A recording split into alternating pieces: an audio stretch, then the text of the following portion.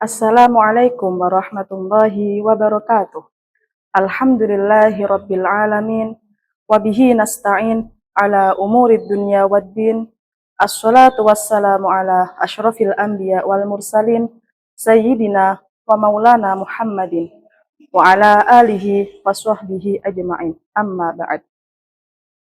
Berjumpa lagi bersama saya di acara Kurma Kuliah Ramadan.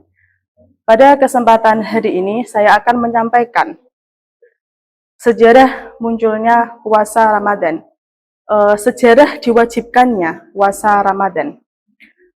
Di dalam kitab Durratun Nasihin dijelaskan bahwa puasa yaitu memaksa musuhnya Allah.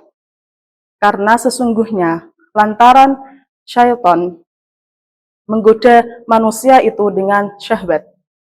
Nah, untuk menjaga syahwat atau nafsu tersebut, manusia itu harus mengurangi atau tidak makan dan minum. Nah, diceritakan dalam kitab Durratun Nasihin bahwa akal itu diciptakan oleh Allah Subhanahu wa Ta'ala. Bahwa sesungguhnya Allah Subhanahu wa Ta'ala menciptakan akal. Nah, ada percakapan antara akal dan Allah. Allah berkata kepada akal, "Wahai akal, menghadaplah kepada saya." Lalu akal menghadap kepada Allah. Lalu Allah berkata lagi kepada akal, "Wahai akal, berpalinglah kepada saya." Lalu akal berpaling kepada Allah Subhanahu wa Ta'ala. Lalu yang ketiga, Allah bertanya kepada akal, "Wahai akal, siapa saya dan siapa kamu?" Lalu akal menjawab, "Saya adalah makhluk yang paling lemah dan Allah adalah pemilik semesta alam." Lalu Allah berkata kepada akal, "Wahai akal, aku tidak menciptakan makhluk yang paling mulia selain kamu." Lalu diceritakan perbincangan antara Allah dan nafsu. Sesungguhnya Allah itu menciptakan nafsu. Lalu Allah berkata kepada nafsu, "Wahai nafsu, menghadaplah kepada aku."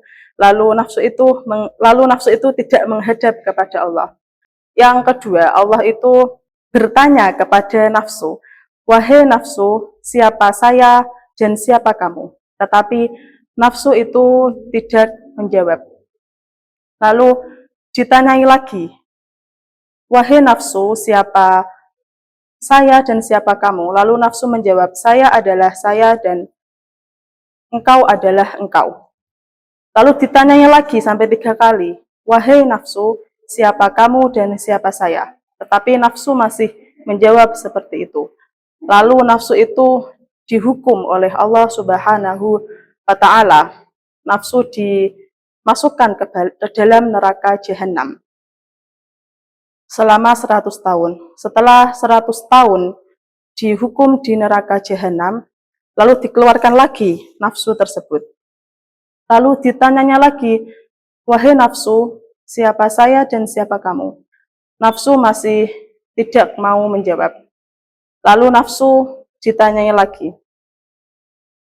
Lalu nafsu itu dikasih lapar oleh Allah selama 100 tahun. Nah, setelah dikasih lapar selama 100 tahun, itu nafsu ditanyai lagi oleh Allah, "Wahai nafsu, siapa saya dan siapa kamu?" Baru nafsu itu menjawab, "Saya adalah makhluk yang paling lemah dan engkau adalah Tuhan pemilik semesta alam." Nah, dari cerita tersebut, itu bermulanya awal diwajibkannya puasa Ramadan. Allah menciptakan manusia, dan nafsu dan akal itu diterapkan kepada manusia. Nah, dengan akal, manusia itu berpikir mana yang baik dan mana yang buruk. Dan dengan nafsu, manusia itu bisa mempunyai keinginan, dan keinginan tersebut bisa keinginan yang baik dan keinginan yang buruk. Nah, dapat kita pelajari bahwa untuk bisa menjaga nafsu itu dengan akal pikiran yang baik, yang mana harus didasari dengan pemahaman agama yang mendalam. Dari kisah di atas bisa kita ambil hikmahnya, yaitu dalam menjalankan puasa Ramadan, kita harus bisa menjaga hawa nafsu kita dari keinginan yang buruk seperti makan di siang hari.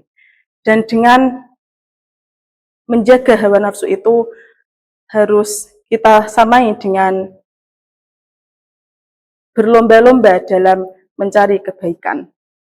Sekian penyampaian dari saya. Apabila ada kesalahan tutur kata mohon dimaafkan. Wabillahi taufiq wal hidayah. Wassalamualaikum warahmatullahi wabarakatuh.